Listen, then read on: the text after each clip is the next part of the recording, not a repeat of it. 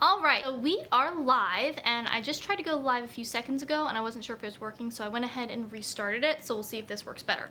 But if you're watching this on the replay, I just want to let you know that if you want to be here live when these happens, and you want to give yourself the best chance of accomplishing that, then the best way to do that is to click the bell next to the subscribe button to turn on post notifications, and that way you will be notified when I go live, so that if you want to be here when this is happening in real time to chat with me and everyone else who's watching, and maybe get a question answered or something like that, then that's the best way to do that, is to click that bell so you'll know when I'm here and we can hang out and chit chat. But if you are watching on the replay, we're just gonna be hanging out for a little while some people get on here. As you join, as you come on live, drop me a comment, say hello, maybe tell me where you're watching from or how your day is going, because I'd love to hear from you if you are here live. And I am rocking a key lime Lucroy right now. This is actually one of my favorite flavors. You can't find it everywhere, but when I do find it, I make sure to buy some, and Jason isn't really that into it, so it's all for me. I get to have it all to myself. And speaking of Jason, I'm hanging out here in his Cats and Pats area where he usually does his live stream. So we have his little pusheen here and his subscribe pillow, which I think is very cute, and his little kissy winky face emoji as well. And we'll see if any of the cats decide to come hang out on the live stream today. They're kind of roaming around the house, but sometimes one will decide to make an appearance. So we'll see if that happens. But yeah, as you're coming on, say hello, because I'd love to hear from you. Just say hi, and let me know what's going on with you. Today has been pretty good for me. Oh, Evie's number one says, hey Evie. Glad that you could hang out and join us today. I know it's late where you are, so I'm glad that you were able to hop on, at least for a little bit, hopefully. But yeah, so today here has been kind of a get back on track kind of day. We were out of town for a few days for a family thing, so we got back late last night, and so today I've just been trying to kind of get back into the groove of things, and I was pretty tired from the weekend and everything, so I've just been trying to get some stuff done, some work stuff I need to get done, and some house stuff that I needed to get done. But otherwise today's been pretty good. I've got some laundry in the wash right now, so I'll probably pop that in the dryer whenever I get off the live stream. And I also am gonna have to start making dinner here pretty soon. I think for dinner tonight we are gonna have rice bowls, because I haven't been to the grocery store yet for this week because we just got in last night, but we have a ton of stuff left over in the fridge. Stuff left over from last weekend, a couple things that I picked up at the farmer's market this weekend, some stuff that our neighbors brought us. Our neighbor has a garden and they grow corn, and so they brought us over a bunch of extra corn that they had. I feel like I'm gonna burp, so if that happens, excuse me. But so I've got that in the fridge that I gotta do something with. So even though I haven't been to the store, we have a lot of stuff. So I think we're gonna do rice bowls just because that's an easy way to kind of get stuff cooked and used up so we can eat it before it goes bad. Oh, Evie says Wednesday I have an appointment with my dietitian. Very exciting. That's awesome. Good luck to you. I hope it goes well and that you guys hit it off and that you find it helpful. The first appointment for anything I think can be, you know, especially if you've never done that thing before, like anytime you meet or working with a new person, whether it's someone who's cutting your hair or, you know, it's a medical thing or whatever, it can be a little nerve-wracking, but especially if you've never been to that type of place before. So just good luck, and I hope it goes well and that everything's a good time. I know a lot of times too, like when I get new clients, most of them have never seen a dietitian before because it's not something that a lot of people do. So they're a little unsure of like how it's gonna work or what's gonna go on. But it's really nice once you kind of get in that groove and I get to know them better, they get to know me better, and you kind of get things going, then it's really, really good, I think. Marina Time says, hello, hi, I'm glad you're here, happy to have you. Let me know how your day is going. Evie's number one says, I've been with so many dietitians, I don't really get to learn new tricks. Oh, okay, so you've seen a dietitian before, but this isn't new for you. Gotcha, you just have an appointment with your dietitian. Yeah, you didn't say that, I don't know why, I just assumed it was the first time. I guess because most people haven't seen a dietitian before. But yeah, that's interesting. You're one of the few, I guess.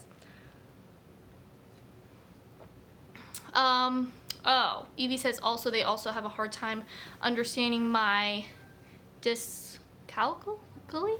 I'm not sure what that word is, so maybe I wouldn't be able to help you with that either. Yeah, that's one thing about like any type of professional you're seeing, whether it's a health professional, you know, a dietitian, a therapist, a doctor, but also, you know, like I said earlier, a hair person or um, getting your nails done or whatever type of appointment you have. It can be hard to find that right person, because even if they're great at what they do, you also have to have someone that like you can vibe with, have a good relationship with, chat with, have rapport, and all that kind of stuff. And it's kind of that kind of missing factor that you can't really know if it's going to work or not until you meet that person and actually start hanging out with them. Marina Time says, next week I have my first appointment with the dietitian. Awesome, that's exciting. I hope that goes well for you. I love that y'all are seeing dietitians. That's cool.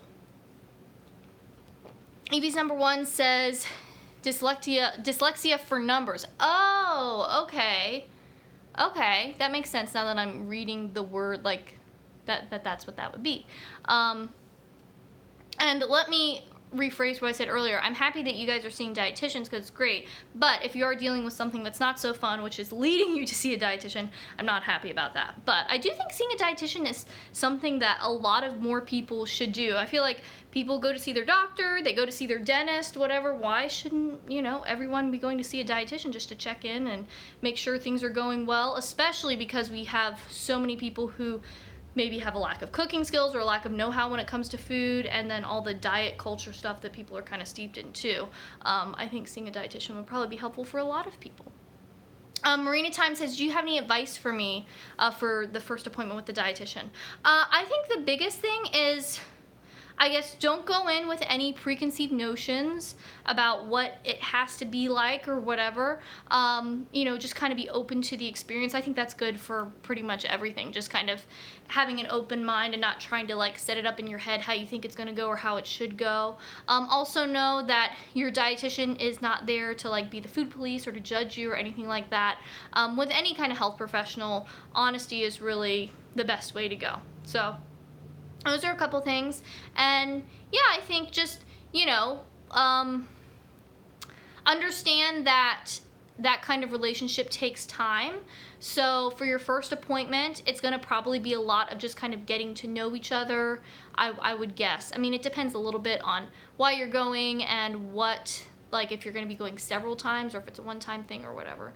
But knowing that it can take a little bit of time for you guys to feel comfortable with each other and that that's okay. But that the first time is going to be a lot of just get to know you type stuff and kind of getting the ball rolling with whatever you're working on.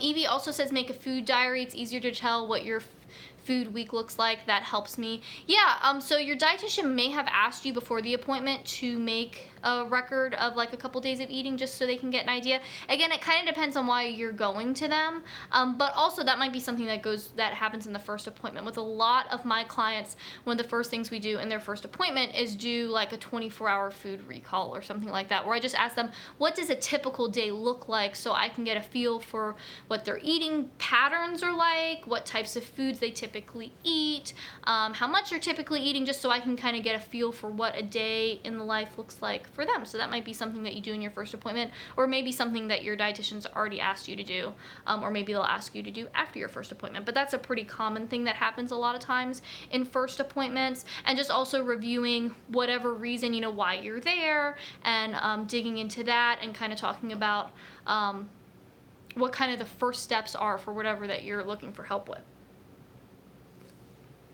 I see we've got some more people watching, but you're all being pretty quiet. Oh, Layla Hand says, hi. Hello, good to see you. I'm glad that you're here. Let me know how you're doing. Evie's number one says, should I mention that my thyroid is slow? I'm not sure. I mean, your dietitian should ask you a lot of questions and will hopefully get your health history from you. You may also fill out some basic paperwork depending on your setup. You know, a lot of times you go to the doctor, you do that when you first get there. I'm not sure if you're seeing someone in person or virtually, but like with my clients, I have them fill out paperwork because I do my work virtually. So I have them fill out paperwork beforehand that's submitted to me with a lot of different information, basic health history, just so I kind of know if they have any sort of medical condition going on, you know, medications and supplements they might be taking, why they're there to talk to me, what their lifestyle is like. So a lot of that same kind of stuff, again, that you fill out when you go to the doctor, you go to a new dentist, or whatever, just to kind of give me a little bit of a background on paper as to what's going on with them before we actually get chatting. So it's kind of just like a little shortcut to get a quick overview of what's going on with that person. Maybe, ooh, I'm burping in, maybe drinking LaCroix on the live stream isn't a great idea because the bubbles are making me burp. Nina Backham is here. Hi, Nina. I'm glad that you're here. Jenin99 says, what healthy drinks do you recommend? That's a good question. We'll get into that in a second. Evie says, we don't really have those forms like in the USA, what I see in blogs as far as I know. Interesting. Then yeah, hopefully when you meet with this person, they'll ask about your health history. Then, because that's a big part, talking with any health professional, is just knowing what's going on with you currently, what things have happened in the past. So that should be something that you discuss with them. But also, if you have any concerns, with any healthcare professional, if you have questions or concerns or things you think they need to know, definitely share that with them too, because they're not robots and they could maybe miss something or forget something or just not know that there's something on your mind. So definitely be open with them and share that. Okay, some healthy drinks that I recommend. I mean, the best beverage out there is just water. It's hydrating. It's really the only beverage that we need as far as nutrition goes because we need water. So I think that's the best and easiest one for most people. And another thing with water is you can, like, if you want to add different flavors, you can jazz it up with different fruits or vegetables or herbs to do like flavored or spa waters. That can be really fun. I like the flavored seltzers. I think they're fun. They're kind of nice when I want something just a little more interesting, or especially on hot days where just like kind of a bubbly drink seems good. I think kombucha is fun. That's a beverage that I like, and it gives you some probiotics. But the big thing with beverages is like all you really need is water. Anything else, it's just kind of whatever you like and whatever you're into. Tea and coffee are two things that I also really like, that are good. Those are the main things I drink, are water, seltzer water, tea, coffee, kombucha occasionally. Something else I do sometimes is have like some like 100% cranberry juice, not the cranberry juice cocktail, but just a straight up cranberry juice. Super sour, but I love sour foods, and so I'll add a splash of that into my water sometimes because it adds that kind of fun sour cranberry flavor. I also get tart cherry juice sometimes and do it with that. So that's a fun thing that I like to do personally when I want something with a little more flavor. So those are some examples of things that I like. Marina Time says, thanks for the advice. Happy to help. Oh, Natalie Smith says, just joining now. Hello. Hi, Natalie. Glad you're here. We're talking a little bit about seeing a dietitian for the first time and some other questions. Okay. Layla Han says, I have a question about cutting out sugar. It's been 18 days. I started getting cystic acne. Do you think that could be related? If cutting out sugar, and I'm not sure exactly what you mean by that, because when people say cut out sugar, it can mean a lot of different things. But if your diet has really drastically changed because of that, maybe. But also, maybe not. Also, have you ever had a history of having cystic acne? How old are you? There's all kinds of different factors that could be at play here, so it's not really clear. But it might be, but not necessarily. But I'd be interested to know your reason for cutting out sugar and what you mean when you say cut out sugar, because that's not something that I recommend that people do, is cut out sugar, like no sugar, cutting it out, whatever. There's a few reasons for that. One, it's not necessary for good health. But two, it can actually get you caught in this kind of binge restrict cycle. It's something that is common for a lot of people to deal with any sort of dieting or cutting out foods or whatever.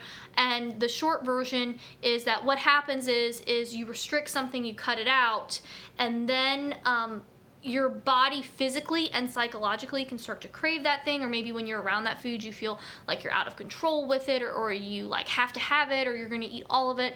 Like when you think about people who say, I can't have ice cream in the house because if I do I'll just eat the whole thing, that kind of thing.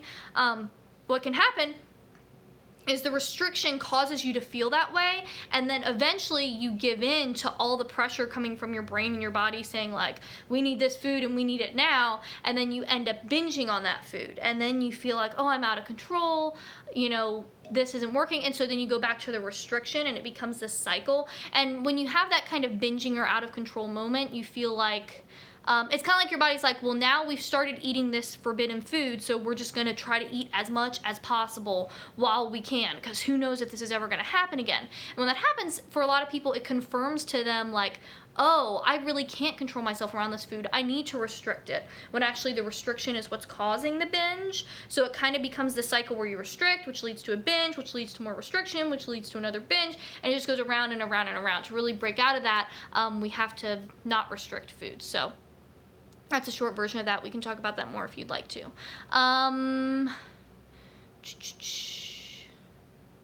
Okay, so Layla says, not all sugar. I mean, like processed foods like chocolate, cake, things like that. Just watch your videos about sugar. Okay, yeah, so if you've watched the video that's like, I think it's called like, what you need to know about quitting sugar, the truth about quitting sugar, something like that, that will give you a lot more information about that. But, I mean, even things like chocolate and cake, like, there's no need to cut those out. If they're foods that you enjoy and that you want to eat, they're perfectly fine to include in an overall, you know, eating pattern. So, you know, and try not to set like any either strict guidelines of like, I'm only going to eat this much, or I'm never going to eat these foods or whatever, because that can really lead to unhealthy mindset and unhealthy behaviors around food. Let's see. Wheeled Skeptic Kelly says, do you recommend not drinking cow's milk? No, cow's milk, if you like it, go for it. And if you don't have, you know, a milk allergy or maybe like a lactose intolerance issue or whatever, everything, it really depends on the person. But if you like milk, sure. If you don't like it, don't worry about it. Milk is one of those things that yes, it's a good source of calcium, which is true, but also you can get calcium from other things, like if you eat cheese or yogurt or other foods. So it's not, no food is really required, but it's also not something that like you should never drink. It's, you know, it's kind of up to you. Jenny99 says, it's been about 30 degrees Celsius where I live. I'm not sure, I'm really bad at like knowing off the top of my head what Celsius to Fahrenheit is. I think that's fairly warm or like a comfortable temperature, but I have no idea. Around here, we've been in kind of like the upper 80s, lower 90s Fahrenheit pretty much, and then depending on the humidity, some days it's really humid and it feels oppressive outside, and other days it's pretty nice. It kind of depends here. Okay, so someone said that 36 Celsius is around 98 Fahrenheit, so that's warm. Okay, gotcha. Okay, milk questions. Someone said, my friend asked me if I'm a baby cow about drinking the milk. Yeah, that's kind of like a critique of drinking milk, like, oh, it's just for baby cows, but it's also like, well, there is a segment of the world's population that has an adaptation to digest milk into adulthood. And if you're one of those people, like if you do well with it, there isn't a reason not to drink it, unless, again, like if you have an allergy to it, or you don't digest it well because you are lactose intolerant, or if you just don't like it, or if you choose not to for some other reason, whether it's religious or an ethical reason or personal preference, whatever. You know, you do you. Evie's number 1 says that she loves milk and all milk-related products, cheese, yogurt, etc.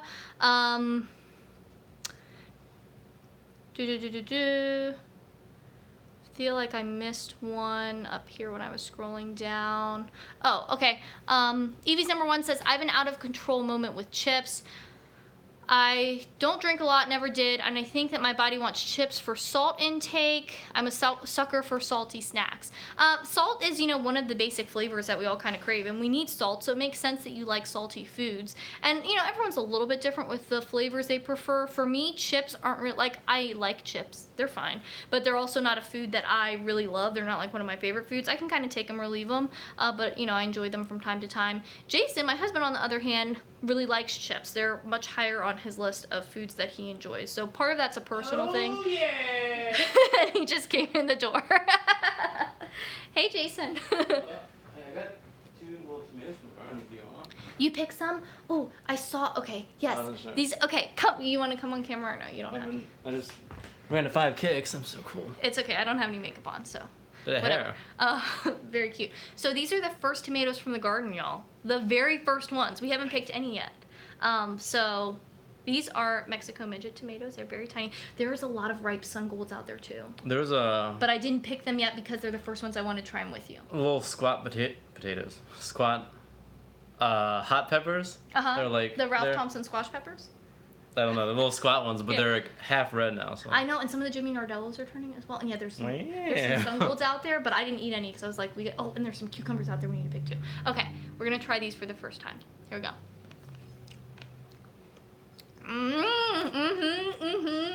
A good tomato. We've been growing this variety every year, haven't we?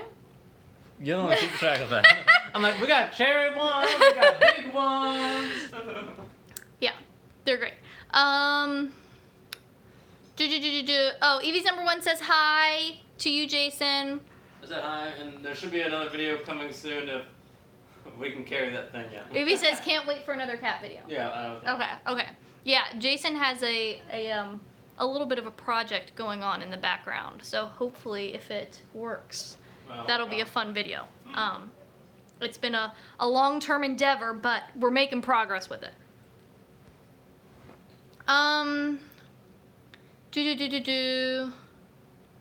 What have I missed? Oh, Kind of Vegan says my tomatoes are just turning color. Yeah, ours started turning color, I want to say like maybe about a week ago.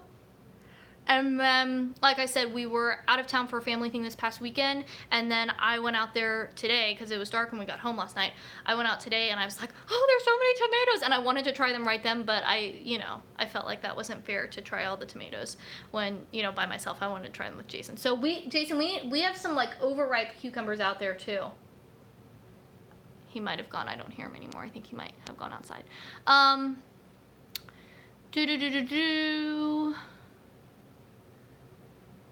Oh, Wheeled Skeptic Kelly says 3 of their tomatoes are reddening. Very exciting. Yeah, that's always so exciting when you get like the first little hint that things are starting to ripen. Okay, I think I missed a comment up here. Okay, thoughts on veganism. This is really probably a video I need to make, and it's kind of a long topic, but it's also one that I'm not eager to make a dedicated video on because, there's just some of those topics that are going to bring in like random people that come in, and the comment section can get kind of hairy, and I'm just not into it, and it gets kind of stressful, honestly.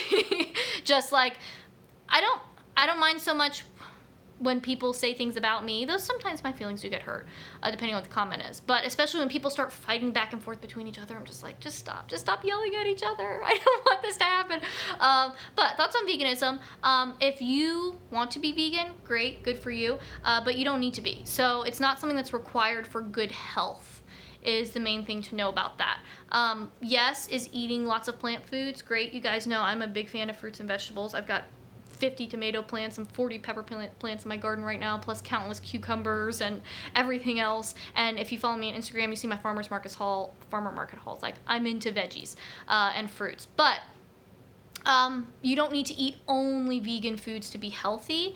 And I think the intention behind your veganism is really important. So if someone's vegan for solely health reasons, that I worry about a little bit, because like I said, eating a exclusively vegan diet is not necessary for good health. And also when people start eating certain ways for health, especially, sorry, I'm burping again.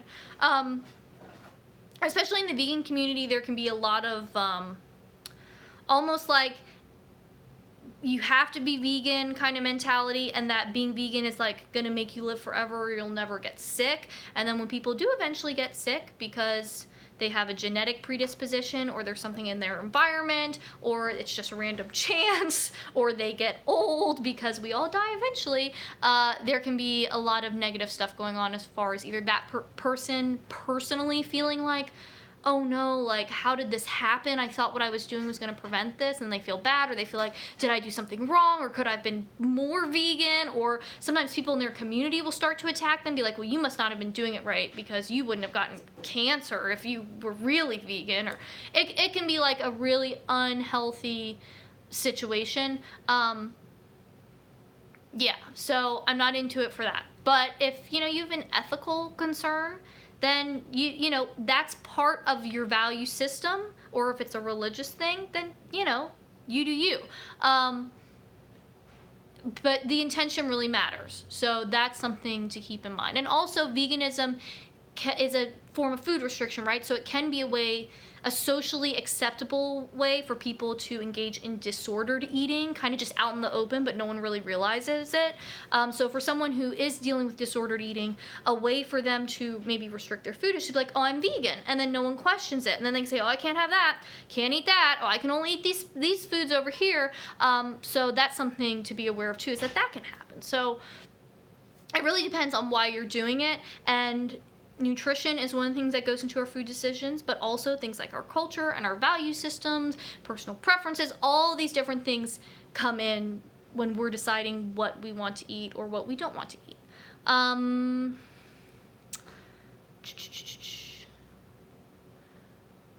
Let's see. Oh, Emily Long said, is it really bad to eat right before bed? I was just thinking today, Emily, that maybe I should make a video about this, because it's a question I get a lot of times on live streams, and a question that I often get from my one-on-one clients. No, it's not a big deal to eat before you go to bed. The biggest thing is eating if you're hungry. So a lot of diets say don't eat after a certain time or whatever. It's a way, again, for people to restrict their food. It's just like, oh, don't eat it after this time, and then that helps people eat less food for the diet. But eating late is not an issue. It's just if, maybe you're eating for some other reason, like if you're full and you're just doing it because, I don't know, if it's like some sort of, I don't even want to say emotional thing, because emotional eating isn't necessarily a bad thing either.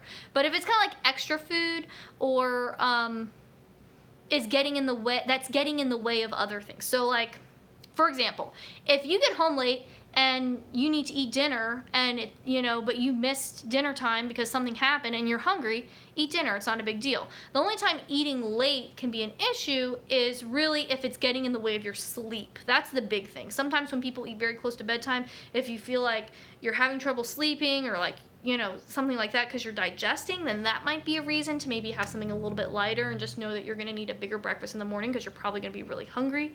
Then that might be okay. So again, it's about your personal thing, but eating late at night in and of itself isn't a thing to worry about. Evie's number one says that there's strawberry plants fried in the sun. I'm sorry, we don't have any strawberries, but it is something I would like to grow. But that's always sad when plants die out on you. Kind of Vegan says, giving up on fruiting trees. I only get 4 hours of direct sun, not enough. Greens are fine though. Yeah, some things definitely need a lot more sun than others. So that's another thing. If any of you are starting a garden, also remembering to kind of thinking about your climate, but also thinking about where your garden is, because depending on the microclimate in your area, how much sun you're getting and things like that, that might play a role in what you decide to grow or what you can grow. Oh, Jenna99 says, I showed your channel to my girlfriend and she loves how helpful you are. That's awesome, and thanks for sharing the channel. I always love when I hear that people are sharing my channel or sharing my videos to other people that they know that they think would like it, and that they are liking it. That's always really exciting. And it's also one of the best ways to support my channel and help us all grow as a community, is to bring in more people who want to hang out and talk about this stuff or have questions about this kind of stuff. So definitely feel free to share my videos if you have someone that that you think would benefit from it, because that helps that person, but also helps all of us just to have more people to hang out with on live streams or to chat with in the comments, and to discuss all of this stuff with. Very, very cool. Kind of Vegan says, I'm not into veganism either. I like meat, but I'm too lazy / cheap to buy it. Yeah, anytime when you're cooking with some sort of meat, it definitely can make the meal take a little bit longer to deal with. I definitely feel that sometimes too.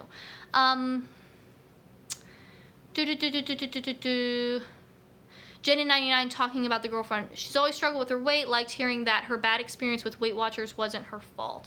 Yeah, the Weight Watchers situation, especially if all of y'all aren't up to speed with that. I made a couple videos about Weight Watchers when they announced that they were going to be doing this summer promotion for teens to get Weight Watchers for free, and it was this whole thing.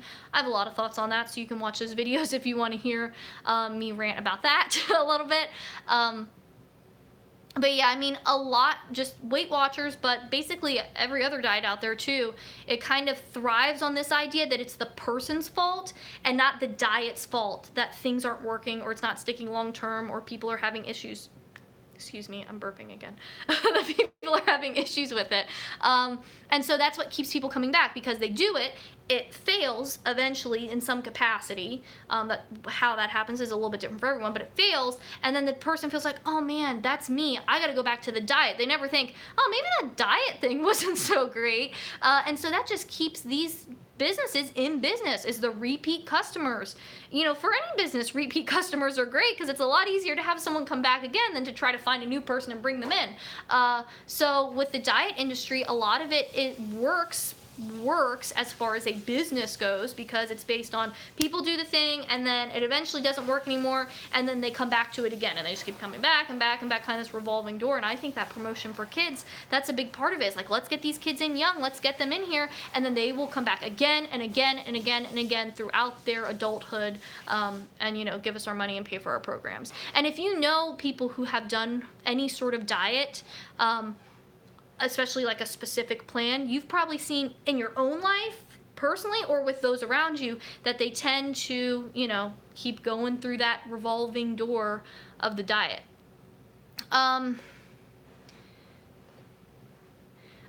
Kind of Vegan says, Weight Watcher says bananas and potatoes are now 0 points. Yeah, their point system is always changing. When it first started, it was basically based on diabetic exchanges, which is something that isn't really used anymore. But it's a kind of a different way of counting carbs for, oh, there's a fly, for people who have diabetes.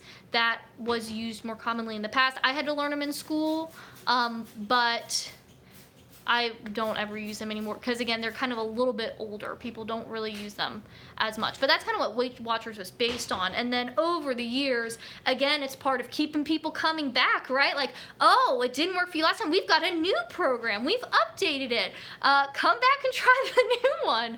So they're always kind of changing what their guidelines are and what one thing is versus another thing. Some of that also has to do with whatever the current trends are in dieting overall, as, you know, how they kind of try to switch their program to fit that mold of whatever's popular. So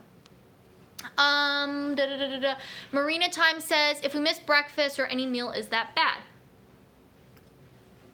Missing meals isn't a big deal as far as your health goes. The only really problem is that you might be really hungry if you miss a meal. So the big thing is just eating when you're hungry, and, you know, having some structure, I think, is really great. Not that you have to eat at a certain time, but having a rhythm to your day of times when you're eating and then times when you're not eating and you're doing other stuff. Because food's important, obviously, because we need it, but we also want to be doing other things with our life and not thinking about food all the time. So if, you know, it happens to me sometimes where, like, I'm out doing stuff and then I get caught up and then I end up having a really late lunch.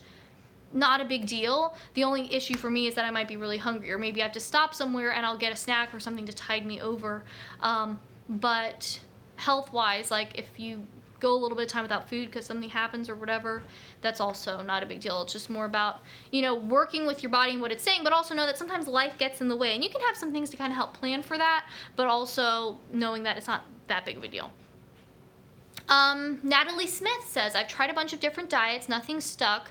The only thing that's worked is seeing a dietitian. She's awesome and changed things a lot for me. Highly recommend going to see one. That's really awesome to hear, Natalie. Not that the diets were bad, but that you have found seeing a dietitian really helpful, and I'm really happy to hear that, because I think dietitians are an underutilized member of the healthcare team, and that more people should probably go see one. So if you're feeling like you need help with this food stuff, I definitely recommend, like, looking for a dietitian, or even just in general, even if you don't feel like you need help, I think it's good to just check in with one just like you do any other kind of doctor, and maybe they can give something that would be helpful to you. So, you know, I'm an option. I am accepting clients right now, and I work with my clients virtually, so we can work together. You can also find someone in your area or whatever's going to work for you, but I think seeing a dietitian is a great idea, and I'm glad that you have found it really helpful, Natalie. Okay. Kind of Vegan says, what do you think about doctors that strongly promote fad or very particular diets? I find it interesting. That's not a good descriptor word. I use interesting far too often. I need to come up with other words to use. It makes sense to me because, right, there's a lot of doctors out there, just like there's a lot of any kind of profession. So you're going to be able to find one who will promote anything, probably. I find it interesting because doctors aren't I won't even say necessarily, they aren't really trained in food and nutrition stuff at all. They have very minimal nutrition training unless they have gone out to seek additional training on their own, or sometimes maybe someone is a dietitian and then they decide to become a doctor. You have situations like that. But anytime anyone is really promoting one thing like it's the only answer, especially when they act like something has conclusive evidence behind it when it really doesn't, that just makes me question that person overall. And there's oftentimes too where there's situations where, you know, any diet out there, you can find a doctor that promotes it. But when I watch videos or like hear some of these doctors speak, they're very simple things that they get wrong nutritionally. And I know, because I'm a dietitian and this is my job, but I know that the other people watching don't necessarily know. So for me, those are all red flags. Like, okay, that thing they said is just totally incorrect. Not even like a we don't really know, or, you know, we're still trying to figure that out. It's like, no, that's not accurate. And so when I hear those things, they're little red flags, which automatically makes me question everything else that person is saying. So I'm like, okay, those are the things I know they're saying that are incorrect. What about all the other stuff they're saying? But I think it makes sense that we have that, because in any profession you have the people who are out there who kind of want to hitch their name to some sort of wagon or maybe pull the wagon along. Also, if there are doctors who do research, they kind of have their pet theories or pet areas that they like to do research on, or something that they're trying to prove to make a name for themselves or whatever. So that can happen a lot. Also, it can be great for writing and selling books and programs and all that kind of stuff. So I wish more people look to dietitians for nutrition. Not that there aren't doctors out there that can give you know, adequate nutrition information or correct nutrition information, or that can be helpful. I mean, I work with a physician right now with the nonprofit I work with, the Dr. Young Project. She's wonderful, and I think she's doing a lot of great work, and I'm happy to help with that work, make that stuff happen. So it's not that doctors shouldn't talk about nutrition, because it's a big part of everyone's life is food, and especially if you're seeing people either as a primary care physician or someone who maybe is a specialist and food is related some way to that specialty. Obviously food's going to come up, but also I just wish more people knew, I guess, what dietitians do in the general public, because I think that's definitely an area where people are missing that knowledge of like who a dietitian is, what they do, what they can help with, what their expertise is. That's something that a lot of people don't really know a lot about, unfortunately. Okay. So let's see, where did I leave off?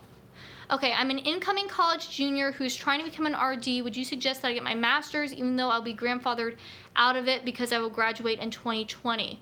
Okay, this is an interesting, see there I did again, I said interesting. I feel like my screen is not working. Hey Jason. No. Can you go on the computer and deal with some comment stuff for me? Yeah. Thanks. Okay, so Emily, you'll be able to tell what it is. Okay, here we are. Should you get your master's degree? Okay, so for people who aren't aware, quick summary. Dietitians right now need a bachelor's of science in nutrition or dietetics or whatever. Then you do an internship. That's 1,200 hours of practical experience. It's basically another year of school. You have to pay tuition and everything to work for someone else. And then you take a test. That's how it works right now. But coming up soon, dietitians are going to be required to have a master's degree. So for people who are kind of at that point where they're going to make it before the cutoff, so they don't have to get the master's, but they're close, you might have this question of like, well, should I get it anyways? Because everyone who's about in my, level of experience as a dietitian who graduates just maybe a year or two after me is going to have a master's degree. I think it's a personal decision. It's something that I've thought about too. I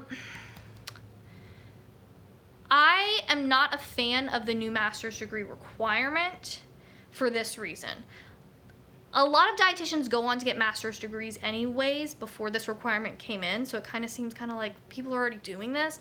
But also, dietetics is so broad because it's about food and nutrition, which impacts so many different types of people, so many different areas of life. There's so many different things you could get your master's degree in. So I'm kind of a fan of delaying it because as you get in your career, you might find out, oh, I want to get a master's of education in science, education, and communication, or I want to get a master's of public health, or I want to get a master's in food science, or I want to get a master's in, all of these, maybe some sort of clinical nutrition, or like ICU care, or, there's so many different specialty areas. So as you work, you might find that you want a master's degree in something specific related to your career that you just can't know coming right out of school.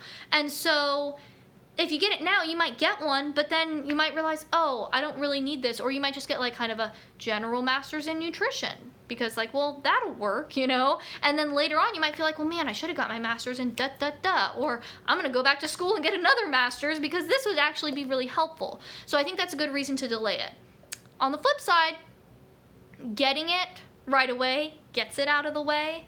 Maybe not the best reason to do it, but I know in my case, I'm not eager to go back to school in a formal sense. I love learning, and obviously I'm doing lots of continuing education, but that's different than taking exams and writing papers and doing, that kind of school mode. So I think it can be nice when you're in school mode to just stay in that a little bit longer and get it done. But, that has some of the cons that I mentioned earlier. Also, money might be an issue. If you're paying for a master's degree versus maybe a little bit later on in your career, you'll have more money for it, or maybe your employer will pay for you to get the master's degree.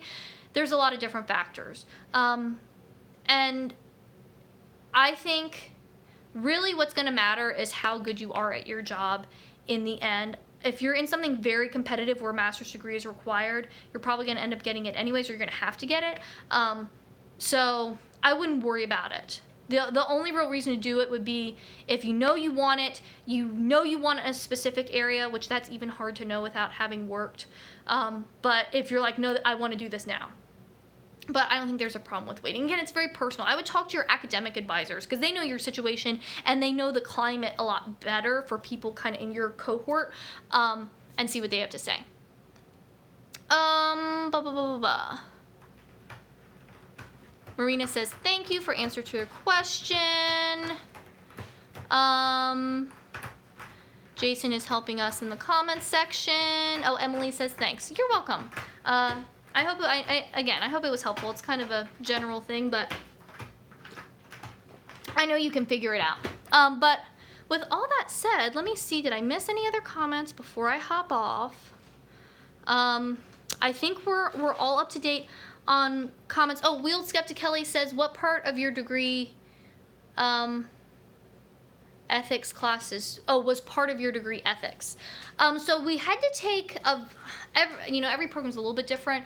There is an ethics portion of our code of conduct, and we do have an ethics requirement for continuing education. You have to get 1 ethics credit or whatever. But it's kind of wrapped up in what we do, like the clinical nutrition classes.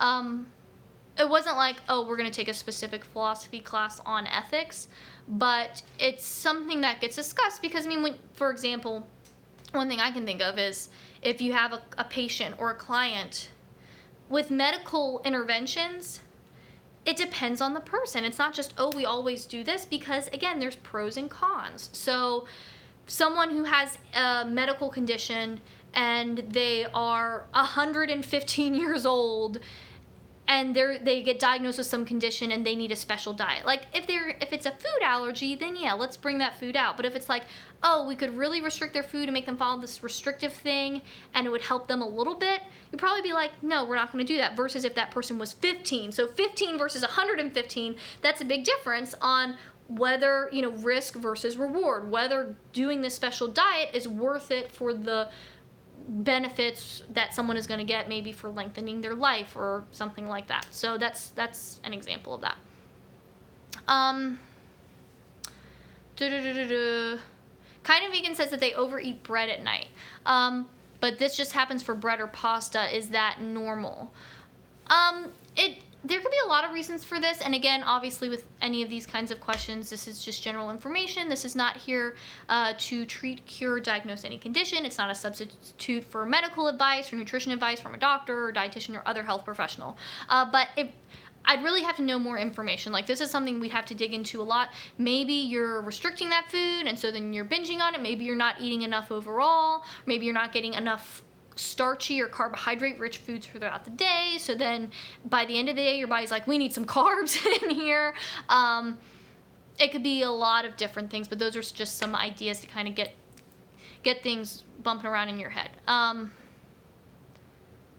Okay, so I think we're caught up on comments. I need to go make dinner so that we can have food to eat, but it's been really fun hanging out with you guys. I have some videos planned in the upcoming weeks that I think are going to be good, and of course if you ever have requests or anything like that, you can always leave those in the comments of videos or just let me know.